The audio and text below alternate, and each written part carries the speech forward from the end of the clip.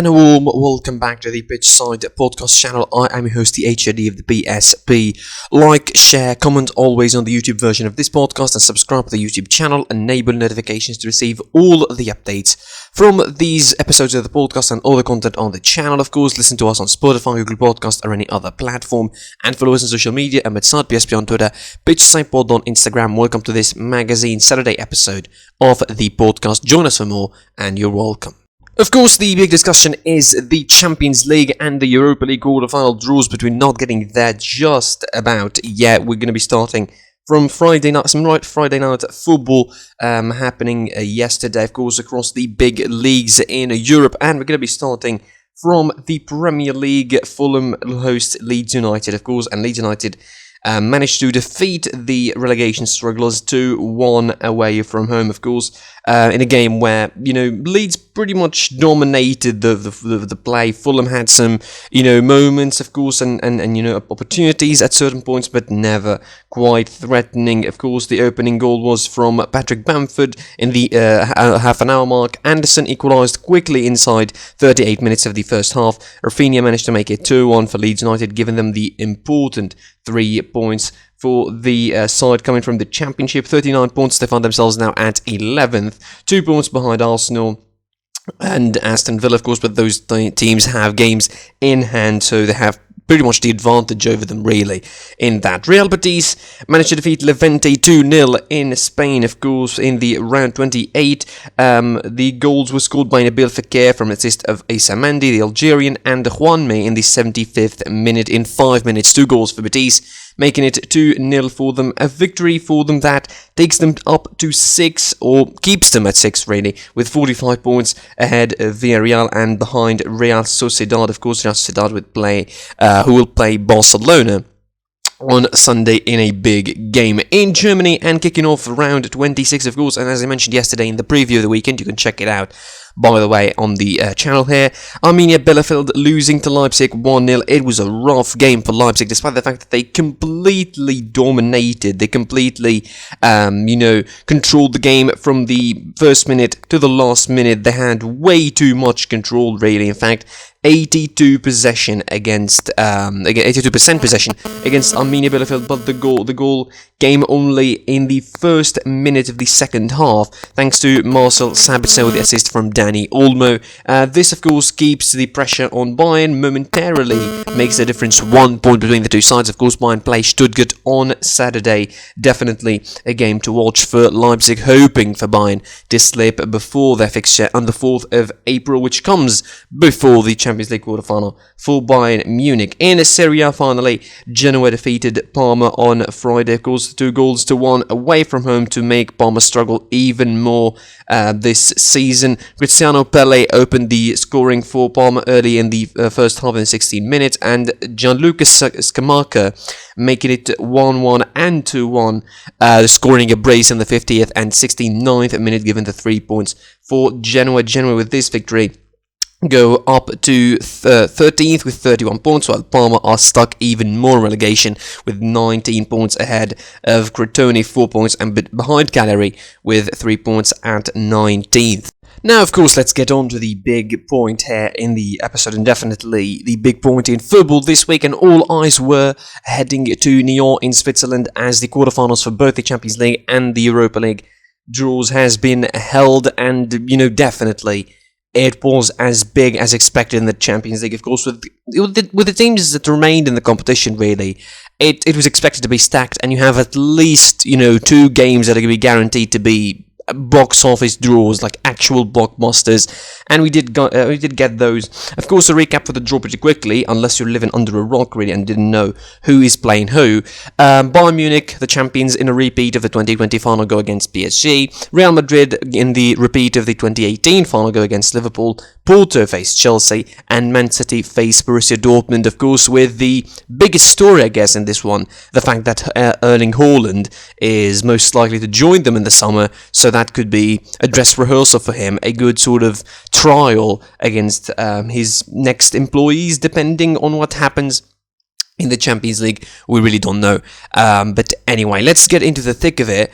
And obviously I'm going to be starting with Bayern Munich because I'm biased and because they are the champions. I mean, that's why we should be starting with them, really, against PSG. Now, most people before the draw were probably, optimistic about having Porto against them. I'm optimistic about Bayern facing PSG.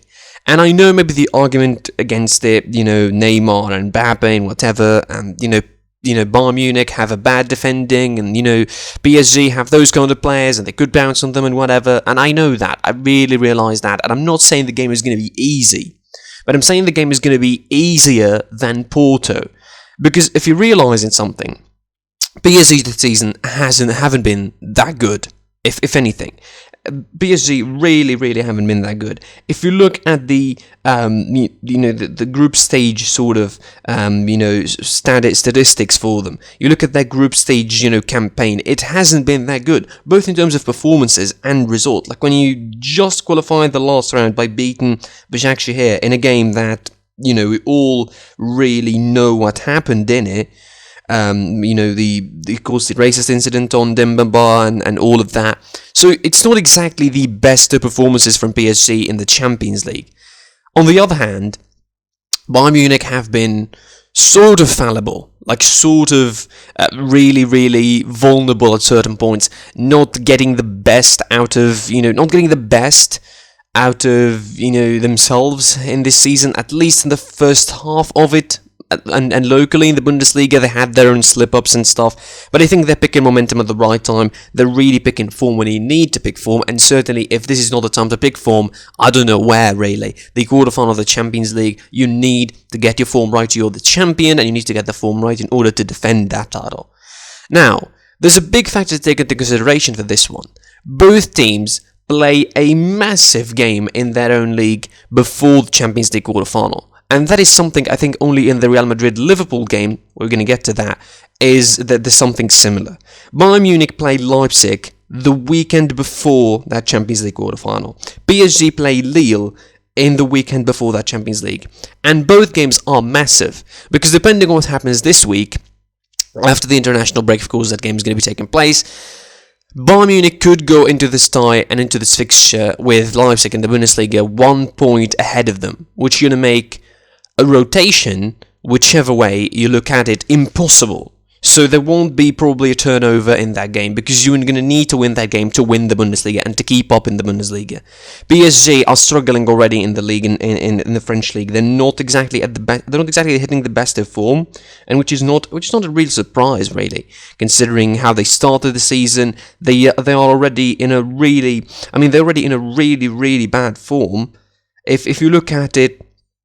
If you look at it in some way, they already lost 7 matches this season. 7 matches this season. You compare that to Lille on top, who lost only 2.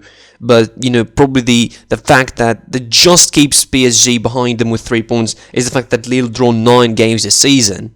You look at Lyon as well, they lost only 3 and drawn 9 as well, so that's probably why PSG are not as far as they should have been, really. Like, if Lille, for example, have won 2 extra games, or Lyon have won 2 extra games with the 9 they're drawn, there's going to be a big gap between PSG and the other teams in the league, and a big gap in the other way around. Not that PSG are top of the table, and there is a gap between them and the others. So, as much as this game sounds hard, and it is going to be hard on 2 legs, I really still think Bayern just have enough power to overturn this and overpower PSG to the next round, because I really don't fancy PSG over 2 legs in this one, and particularly with the first leg being in Germany, being in the Allianz Arena. I mean, if anything, Bayern would really settle the deal there and try to end the game there in the Allianz Arena and finish things off there before trying and get anywhere near the Parc des Princes, of course, on the second leg, and and look for a victory there. So I think it's all about how Bayern Munich managed the first game in the Allianz Arena. Do not make the mistakes that they usually make, because listen, PSG were in the final last season against Bayern, and they missed a whole host of chances that could have changed the game. And I really look in particular at that Mbappe chance in the first half of that final and say, if that was scored, that could have changed a lot of things. So definitely, the first thing PSG are going to be doing is trying to take their chances when it matters. And they could, and they really could. And I know people are going to go, but Mbappe and all of that. I'm from the camp that says Mbappe didn't have a great season. And I'm sorry. I'm sorry for people who probably listen and go, what? But Mbappe didn't have a great season. And, you know, if you look at the seasons he's having so far in his career, since 2016-17, his breakout season with Monaco, I don't really think that this is one of its best. Definitely in the Champions League, his scoring, he's doing so good, fine, I understand this. But in the league, overall, they're not doing fine, just like his team. They're not doing fine. He's not playing in some of the league games, and certainly in the early goings under Tuchel, he wasn't playing. Now with Pochettino, with the new sort of strategy and back to normal of sorts, he's playing and he's featuring and he's scoring. But definitely not his best season.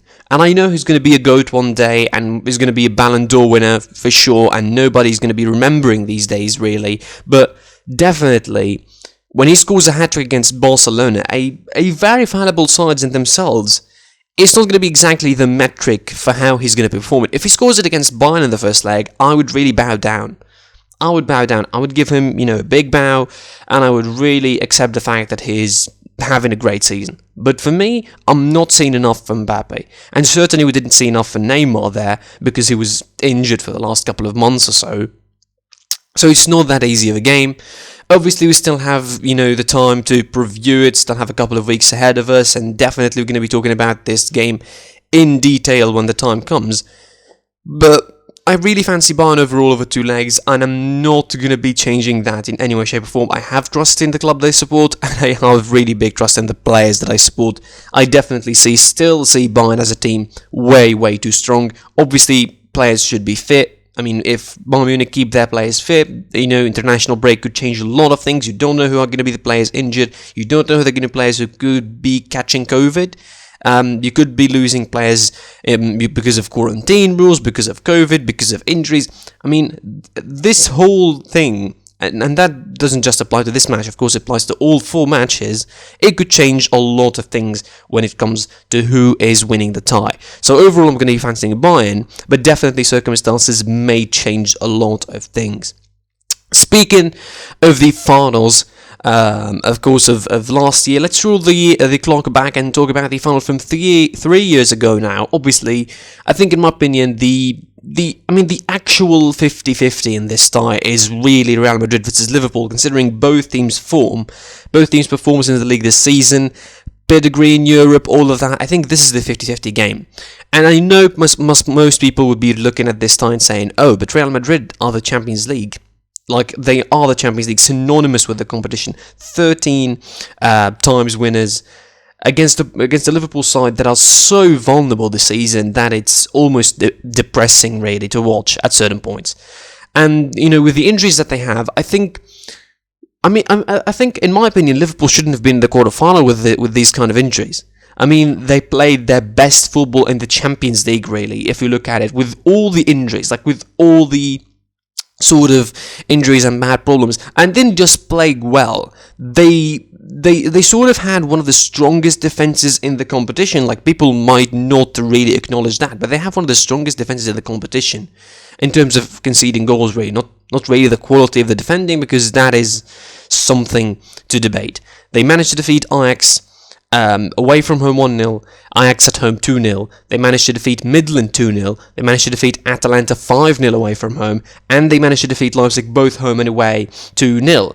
They only conceded 3 goals this season in the Champions League. Compare that to their form in the league, where they conceded, I don't know how many goals really. I mean, compare that to their form in the league, where Liverpool have conceded 36 goals or so, one of the worst defenses in the league this season, losing the biggest thing that made them, you know, champions of Europe and champions of England, the fact that they were strong in the back.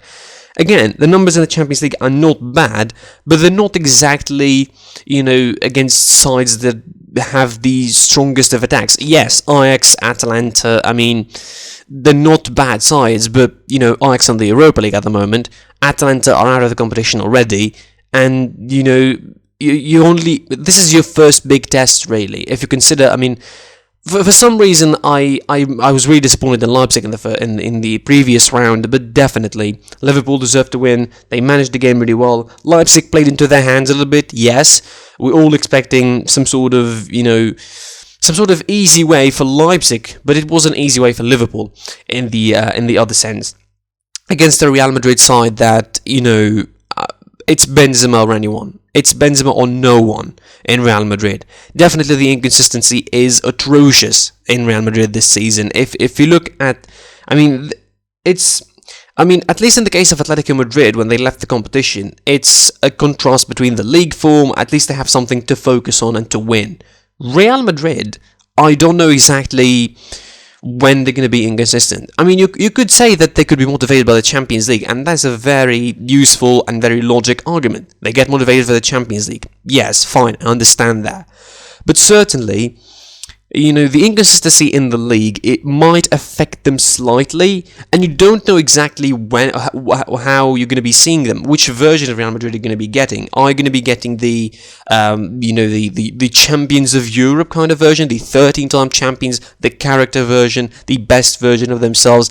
And, even against Atalanta, they didn't show that best version. It was just the fact that they, really made the game slow for Atalanta, didn't let Atalanta up the tempo to the point where they get exhausted, and they capitalized on mistakes. I don't really think that Real Madrid went for it or dominated the game in any shape or form. It's just the fact that they controlled the pace and they made the game slow. And I don't think they were able to do that with Liverpool, because whatever result is going to be, they will not be able to make the game slow, because Liverpool have one of the highest ways of pressing, really. And, the counter-pressing that Liverpool do is exhausting, not just for them, but for the other clubs that are going to be facing the opponents. And it's going to be exhausting for Real Madrid for sure, because for Casemiro, Kroos and Modric, which is definitely going to be the middle three in that game, whichever way it goes, unless there's injuries. So bar injuries, that's going to be your middle three for the game. And those guys are not exactly young. None of them is really young. Kroos and Modric in particular are not exactly young. And if you can put them against, say, Fabinho, Thiago and Wijnaldum, by any chance, or if Henderson is back in that game, you do not really fancy them winning all the balls or trying to keep the ball, because... And also, Real Madrid play from the back pretty badly at certain points, so that is going to be a risky problem when you have the front three for Liverpool, plus maybe Diogo Jota, who could be a wild card in that one, and you have the midfield as well. You don't know exactly what you're going to get from Real Madrid, and you don't know how things are going to be panning out. So, over 2 legs in this one, I probably fancy maybe Real Madrid just slightly, but I really don't know if that bet is actually safe. Because unlike the Bayern Munich versus PSG argument, I don't really have arguments, or a lot of them, to really justify why I'm favouring Real Madrid, other than the fact that they have someone like Karim Benzema. Zinedine Zidane is experienced in this kind of situation, the whole club is experienced in this kind of situation. They almost all of them been there, done it all, and won Champions Leagues, except for Courtois, really. And you have really, and you have those kind of, situations for Real Madrid where they just are favourites to win the Champions League. But we never know. Football is weird, and football could be really, really unpredictable at certain points. And that transitions us swiftly to the game between Chelsea and Porto. And this is a game that should have been Chelsea versus Juventus. Like, really, if you look at it from a certain point of view. In a perfect world, really, it should have been Chelsea versus Juventus, or a logic word, if we follow logic. I'm not saying perfect world, because Porto have the right to qualify. Porto managed to defeat Juventus, managed to topple Juventus, right? And they're getting this game with Chelsea as the underdogs, and that is going to be suiting them so well. They would love and relish the opportunity to be called the underdogs against Chelsea, because that is going to lift a lot of pressure off their shoulders. And actually, I would say that if they face another side, Real Madrid, PSG, Bayern, Man City, if they faced all those four, I'd probably say that they would even have less pressure. Because out of all the teams in this competition now left, I think Chelsea are just a level below the others. And I know they improved a lot under Tuchel, but I think they're just a level below the other clubs in this competition. They're still not there yet. Some tweaks to be worked on, really, for the Blues, but definitely they deserve to be, there, and Porto deserve to be there, and this is going to be a feisty one. Definitely going to be a very, probably physical, very aggressive, very intense. If the Juventus game is anything to go by, we're probably going to get some two gripping encounters, with intensity and aggressiveness. Certainly some serious, serious physical involvement is going to be there from the midfield players in particular. And if you saw the Porto games with Juventus, you really know that they like to tackle and they like to be harsh sometimes on the ball. For Chelsea, it's all about, I think, trying to get the best out of the first leg in Porto, because that's where Chelsea should do the best work. I think they should get the best result away from home at Porto, and then try to manage things going forward at the Stamford Bridge, just like they did against Atletico Madrid. They managed the best result away from home, and then comes the domination at home, and then comes the sort of controlling the game and completely outdoing your opponent at home. And the fact is, I was surprised with Chelsea having those two great games against Atletico Madrid, home and away, dominating the side in both times, and, outplaying them to a ridiculous extent, really, particularly in the second leg at the Stamford Bridge. For Porto, it's going to be all about defending. They're still involved in the title race somehow in Portugal, so not really out of business yet. They're not exactly the the end for them in the title race in the Portuguese league. So they're still there and about 10 points behind Sporting, and there's still 15 matches to go, pretty much.